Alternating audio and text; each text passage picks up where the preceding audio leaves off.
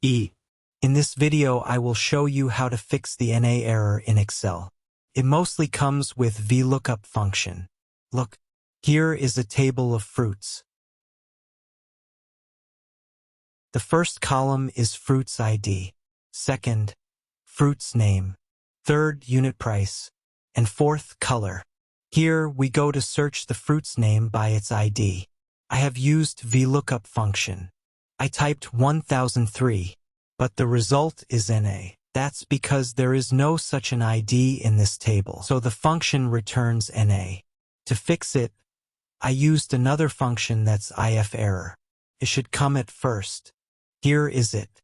Then my previous formula. After the VLOOKUP formula, I put a comma and twice double quotation mark. Bracket close. Now it's fixed. Look here. I typed 1003 again. There is a blank cell. No any error. That's it.